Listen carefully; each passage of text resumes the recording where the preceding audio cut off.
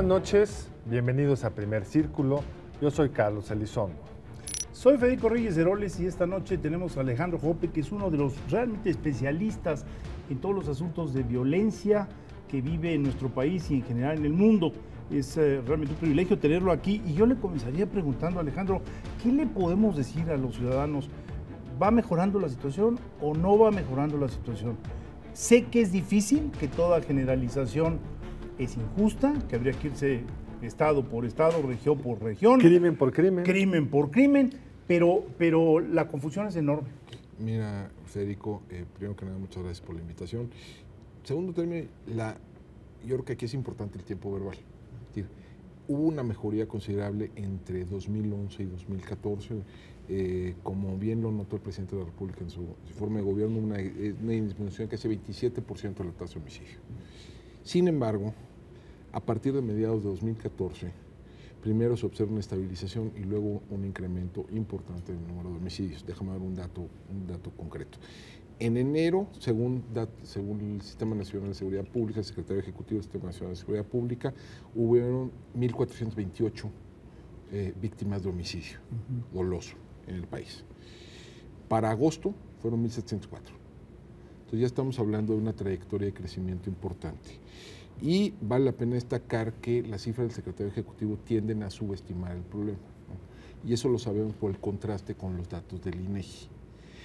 Si uno toma la cuenta del INEGI 2014 contra la cuenta del Secretariado del mismo año, pues hay una diferencia de 2.300 víctimas, ¿no? Pues la INEGI es anual. La INEGI es anual, entonces no sabremos los datos INEGI sino hasta julio del año próximo, pero esto ya nos permite anticipar que 2015 va a ser el primer año desde 2011 en el cual tenemos un incremento en el número de homicidios. Y siendo difícil anticiparlo, ¿estaremos al nivel del 13 o hasta dónde habrá sido el retroceso? Mira, mi estimación es que vamos a cerrar el año entre 21 y 22 mil homicidios.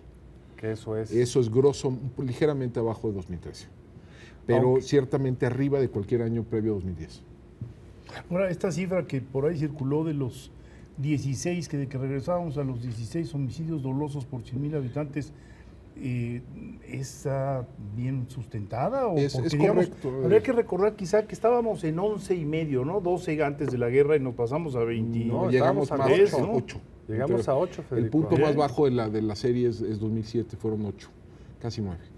Y eso brinca hasta 24 en 2011, 24 por 100,000 habitantes, empieza a disminuir en 2012, se va a 22, luego a 19 y ahora 16.4 en 2014. Lo que vamos a tener en 2015 es un repunte leve, pero repunte al fin y al cabo, y yo creo que vamos a cerrar entre 17 y 18. Ahora, como decía Federico al arranque, por región cambia mucho. ¿Cuáles serían las regiones donde siguen las buenas noticias? ¿Cuáles son las que se han estabilizado? ¿Y cuáles son aquellas donde vemos el deterioro? Mira, yo creo que de manera muy notable sigue habiendo mejorías importantes en Chihuahua, particularmente Ciudad Juárez. Ciudad Juárez, que llegaron a haber más de 300 homicidios por mes y ahora andan en 20. Se acaban de reportar que no han tenido un secuestro en 2 años. O sea, es realmente notable el avance en Chihuahua. Nuevo León es otro caso muy significativo. Coahuila, Durango, particularmente la región de La Laguna, ha tenido una mejoría considerable. Morelos, más recientemente, parece haber mejorado.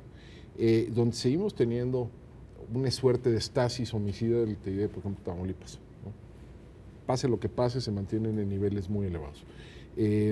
Y donde claramente tenemos, y luego tenemos repuntes serios en Guerrero este año, muy serio este año. En el Distrito Federal, el Distrito Federal va a tener el mayor número de homicidios desde 1999.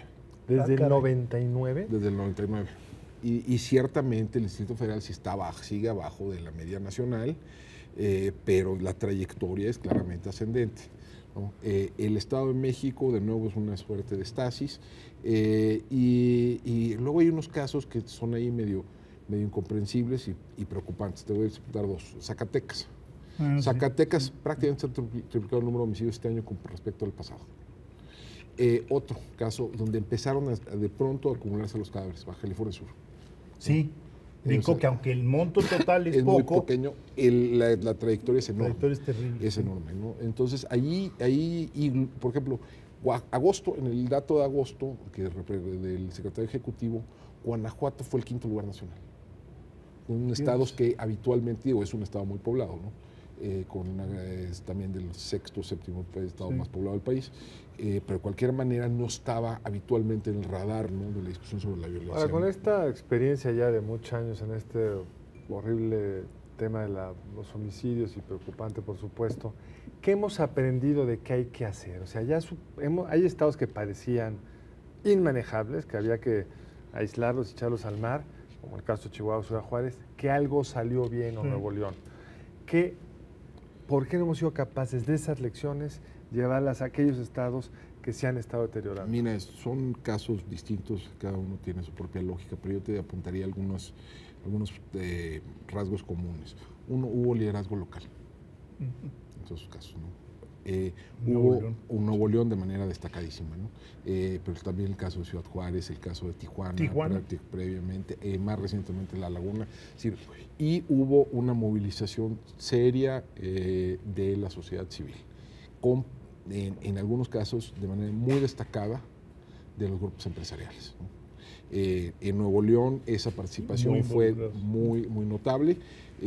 La mesa, y se creó una arquitectura de rendición de cuentas que no hay en el resto del país, que es muy difícil de replicar, ¿no? Pienso, por ejemplo, la mesa de seguridad, la muy famosa mesa de seguridad de Ciudad Juárez, ¿no?, que trajo a la misma mesa a la autoridad local, estatal y federal. ¿Pero por qué es difícil replicar? En principio suena de mucho sentido común. Sí, pero yo creo que donde está la distinción es en la capacidad de movilización y de articulación de la sociedad civil.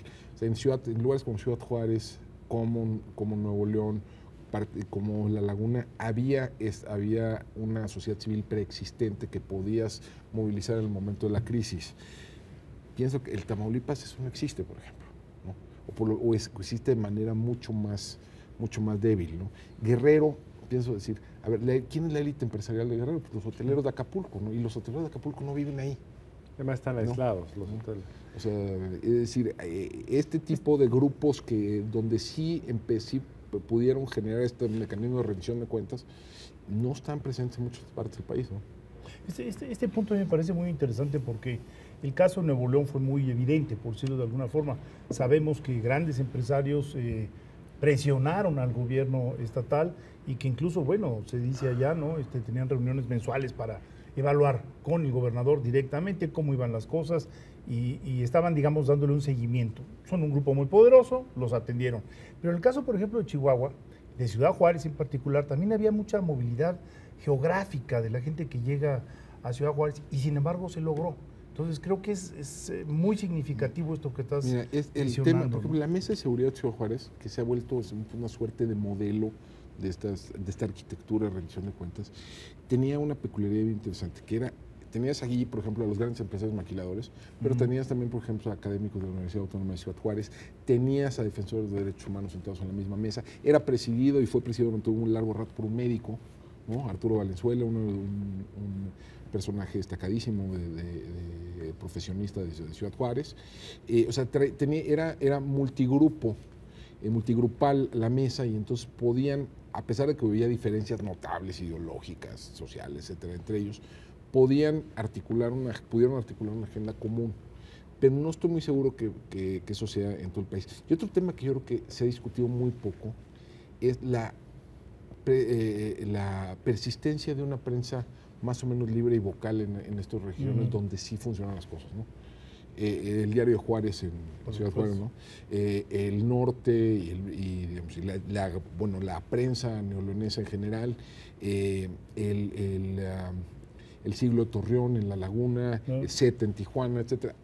Uno va a Tamaulipas y es de carcajada la prensa local, ¿no? O sea, hay una balacera de 8 horas el día anterior y la nota principal es que el gobernador abrió la feria agropecuaria, ¿no? Pues por el estilo, ¿no? Pero entonces, en esos estados, ¿qué hay que hacer? Pues mira, es que yo creo que hay dos problemas. Parte del problema también tiene que ver con la dinámica política con el gobierno federal, ¿no? Y no le encontraron la cuadratura. Ese es un tema en el cual Calderón no le encontró la cuadratura al círculo y yo creo que tampoco le encuentra la cuadratura al círculo en esta administración.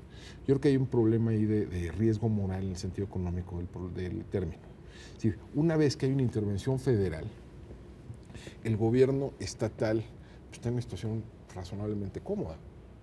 No está pagando por el operativo. Si algo sale mal, es culpa de los federales. Si algo sale bien, puede parcialmente pararse el cuello. Entonces, no hay el sentido de urgencia, no se genera el sentido de urgencia que a veces es necesario. Donde se rompió ese impasse es porque había, de nuevo, estos elementos, digamos, de una sociedad civil movilizada, una prensa vocal, etc. Donde no lo hay, yo creo que lo que hay que hacer es empezar a alterar los incentivos en la relación con el gobierno federal, ¿no? Empezar a poner una condicionalidad más severa para la intervención federal o empezar a poner tiempos, límites, ¿no? Razonables pero firmes para la intervención ¿Pero son federal. creíbles? Ese yo creo que es parte del problema, cómo hacer creíble un retiro del gobierno federal. Una pregunta, nos quedan ya muy pocos minutos, pero no puedo dejar de preguntarte, esta explicación de que había homicidios dolosos que estaban vinculados con el narcotráfico, homicidios dolosos no vinculados al narcotráfico, en el momento en donde disminuye la tasa general, pues te dice que a lo mejor la explicación no era tan precisa, no sé si me explique, Michoacán, por ejemplo. Yo creo que había ahí un problema de fondo en todos los, digamos, muertómetros que proliferaron en el sexenio anterior, y sea el oficial, ¿no?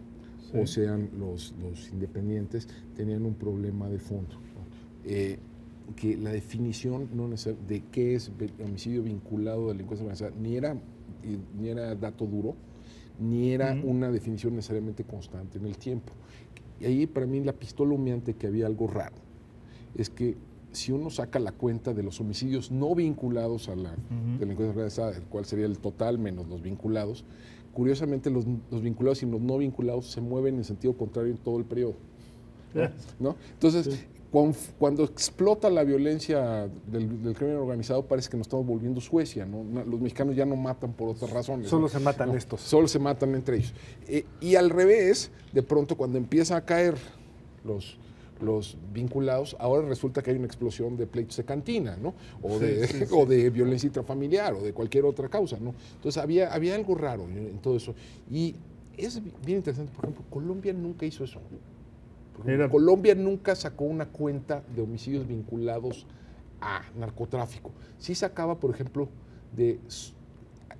tendrían cuentas de incidentes específicos, ¿no? Por ejemplo, de masacres, de incidentes con 3 o más, o 5 o más. Que eso sí te daba alguna idea sobre un cierto tipo de violencia. Pero tratar de extraer el móvil de una exploración, digamos, somera del incidente o de la víctima, pues siempre me pareció a mí un poco aventurado, ¿no?